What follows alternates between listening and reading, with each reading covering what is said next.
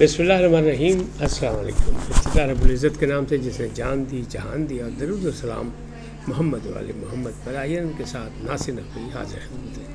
ناظرین، بہت سی خبریں نیشنل و انٹرنیشنل۔ پہلی بات تو یہ ہے کہ عمران خان کی ملاقات پر پابندی، صدر ٹرمپ قطر حملے پر ناراض، پاکستان اسرائیل کی آنکھ کا کانٹا، مہرنگ بلوچ کا معاملہ اور چیف جسٹس کی عمران اور ایمان مزاری سے تکرار، بلکہ دونوں جانب سے آمنے سامنے ہو گئے۔ یہ کیا کیس ہے؟ ان تمام چیزوں پہ آپ سے گفتگو کروں گا، لیکن پہلے آپ سے گزارش کیا ہے ان کو سبسکرائب کریں، لائک کریں، گھنٹی کا بٹن دبانا بھولیں اور اپنی قیمتی رائے کا اظہار اپنی شخصیت کے مطابق کریں۔ جی ناظرین، آج پہلے تو دن ہے 11 ستمبر، بابا قوم کی وفات کا دن ہے، تو ہمارے لیے تو 9/11 ہمیشہ سے بڑا اہم ہے، لیکن دنیا کے لیے بھی اور امت مسلمہ کے لیے بھی 9/11 بہت اہم ہے کہ جب امریکہ میں واقعہ ہوا، ایک سانحہ ہوا اور ڈرامائی طور پر پوری امت مسلمہ کو اس کا نشانہ بنایا گیا، اس کے حوالے سے آج بھی وہ دن یاد ہے۔ کس کو یاد ہے؟ اسرائیلی وزیر اعظم نے کہا ہے کہ جس طرح 9/11 کے بعد القاعدہ کا پیچھا کرتے ہوئے پاکستان میں اسامہ بن لادن کو مارا گیا، وہی طریقہ اب بھی استعمال کرنا ہے حماس کے خلاف، اور جو ممالک دہشت گردوں کو پناہ دیں گے ہم اس کے خلاف کارروائی کریں گے۔ یعنی پوری بدماشی، دھمکی، کھلی دھمکی۔ یہی نہیں بلکہ یہ کہہ رہا ہے کہ جی خفیہ انداز میں حماس کو قطر نے پناہ دی، جبکہ قطری حکومت نے یہ واضح کر دیا کہ جناب ہم نے ان کا دفتر بنوایا امریکہ اور اسرائیل کی درخواست پر، خواہش پر، لہٰذا یہ ظلم ہے۔ فوجیں بھی تیار ہے قطر کی، زبردست انہیں ریئیکشن بھی دیا، لیکن ابھی تک کچھ ہوا نہیں۔ گھنٹوں گزرنے کے بعد مسلم امہ میں کھلبلی مچ گئی کہ اسرائیل جو ہے وہ گریٹر اسرائیل کا خواب دیکھتے ہوئے اسرائیلی وزیر اعظم نیتنیاہو جو ہے وہ باز نہیں آ رہے اپنی بدماشی سے۔ ایران کے ساتھ بھی ہاتھ کیا انہوں نے، باقی بھی سب کیا، اور مختلف جگہ پہ وہ بار بار کر رہے ہیں۔ یمن کے ساتھ بھی برسر پیکار ہیں، جنگ لڑ رہے ہیں، اور جنگ یمن ایک چھوٹا ملک ہے لیکن وہ بھی باز نہیں آ رہا۔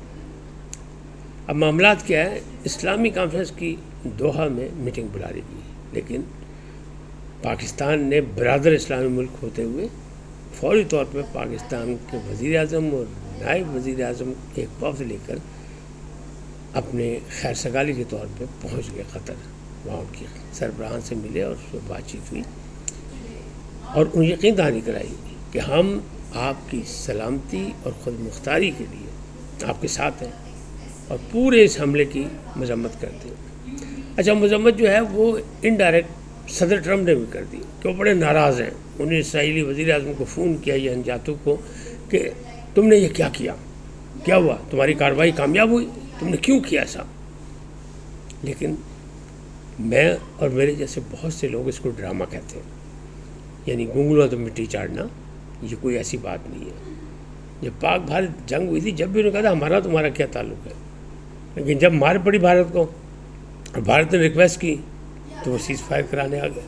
لیکن چونکہ پاکستان پرامن ملک ہے اور کبھی بھی اس کی یعنی جنگ کی خواہش نہیں رہی، جارحانہ یعنی شدت پسندی پاکستان نے کبھی نہیں کی، ہاں جوابی کارروائی میں کی، تو اب بھی یہ بتا دیا گیا دنیا کو کہ اگر پاکستان اسرائیل کی آنکھ میں کانٹیاں کی طرح کھٹک رہا ہے تو اسرائیل سوچ لے کہ پاکستان جو ہے وہ ابھی ایک سبق سکھا چکا ہے بھارت کو، اور پاکستان کی افواج اور پاکستان کی عوام، پاکستان کی سیاسی قیادت سب ایک پلیٹ فارم پہ، اور اگر کسی نے کوئی سوچا تو یہ واحد اسلامی ملک کی ایٹمی طاقت ہے، دنیا کی 7ویں، تو جواب بھی اس کو اسی طرح ملے گا۔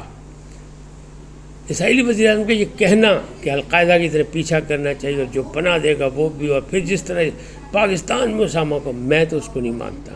ایبٹ آباد کا کوئی جرنلسٹ نہیں مانتا کہ وہ اسامہ کو وہاں سے مارا گیا. ہاں یہ ضرور مانتا ہے کہ ڈاکٹر آفریدی نے اطلاع دی کہ اسامہ کی فیملی یہاں ہے، اور اس کا بہانہ کر کے انہوں نے یہ ڈرامہ کیا اور اس کی لاش کا بہانہ کیا کہ سمندر میں پھینک دی. ورنہ جناب جیسے آیا تھا نا انقلاب، اپنا پکڑا گیا تھا نا اپنا افغانستان کا جو آخری تھا، تو کیا ہوا تھا وہاں طالبان نے اسے کئی دن تک لٹکائے رکھا تھا کرین پہ، دنیا کو دکھانے کے لیے، نشان عبرت بنانے کے لیے نجیب اللہ کو. تو اگر اسامہ مار لیا تھا تو اس کو بھی دکھاتے دنیا کو کہ یہ دیکھو نشان عبرت. تو میں تو اس کو نہیں مانتا، یہ جھوٹ کہتا ہوں، یہ بھی پھر. اب جو نیپال میں ہوئی بات چیت، نیپال میں جینزی کا جو ہوا، نوجوانوں نے جو کیا اور جتنی نقصان ہوا، مار کٹائی، جلاؤ گراؤ، یہ وہ سب کچھ ہو گیا اور وزیر اعظم کو بھاگنا پڑا. تو وہاں اب فوج نے کنٹرول سنبھال کے ایک سابق چیف جسٹس سوشیلا شاید ہے، ان کو عبوری سربراہ بنا دیا ہے، یعنی نگران حکومت کا. پھر الیکشن ہوں گے ظاہر ہے. اور یہ کون ہے؟ یہ وہ چیف جسٹس ہیں جن کے ساتھ ماضی کی حکومت جو تھی وہ بڑی ناراض تھی، بلکہ انہوں نے ان کو معطل کیا تھا، کیونکہ یہ بڑی سخت اصولوں کی، قانون کی، آئین اور قانون کے مطابق یہ بات کرتی ہے، لہٰذا ان کو معطل کر دیا تھا.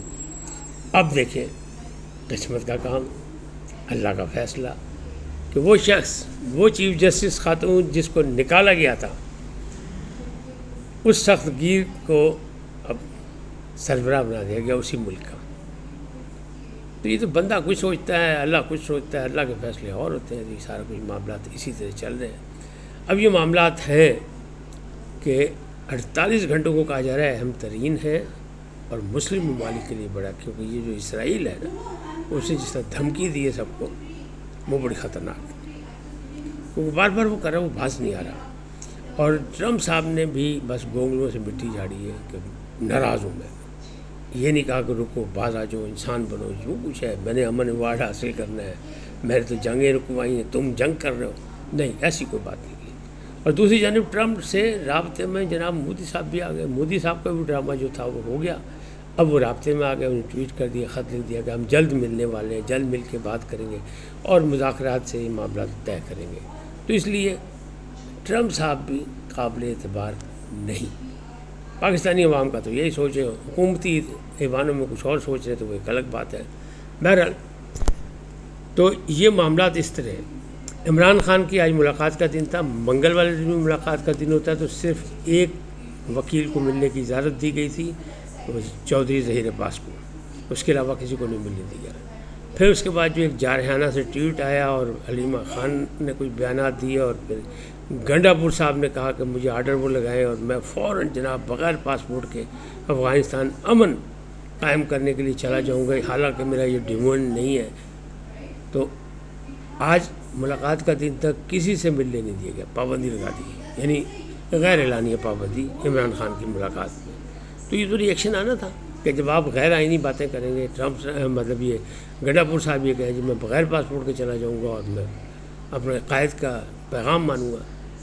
لیکن ایک طرف تو یہ دھمکی دی کل، اور آج انہوں نے اپلائی کر دیا کہ مجھے پاسپورٹ جاری کیا جائے. اب آپ خود دیکھ لیں ان کے کردار. مارہنگ بلوچ کی بات کریں. مارہنگ بلوچ کا مقدمہ تھا چیف جسٹس اسلام آباد ہائی کورٹ کی عدالت میں. ان کی وکیل ہیں ایمان مزاری. آئینی اور قانونی بات میں یعنی عدالتی میں زیادہ بات نہیں کرتا کیونکہ میں نے وہ کبھی کور نہیں کی اور وہاں کے معاملات کے ہیں. لیکن باج بجا کے جو اطلاع آپ کے تک دینا چاہتا ہوں کہ وہاں چیف جسٹس کو للکارا ایمان مزاری نے کہ میں اپنے کلائنٹ کے لیے آئی ہوں، میں اس کی وکالت کر رہی ہوں، آپ مجھے دھمکیاں دے رہے ہیں اور آپ چیف جسٹس نہیں، آپ ڈکٹیٹر ہیں. جس پر چیف جسٹس نے بھی کہا، سرفراز ڈوگر نے اسلام آباد ہائی کورٹ کے، کہ جناب آپ چیف جسٹس کو ڈکٹیٹر کہہ رہی ہیں، آپ توہین عدالت کر رہی ہیں، آپ کے خلاف توہین عدالت کی کارروائی ہو سکتی ہے. تو یہ کریں، میرے کلائنٹ کو پوچھنا کہ آپ میرے خلاف کارروائی کریں، آپ مجھے دھمکی دے رہے ہیں.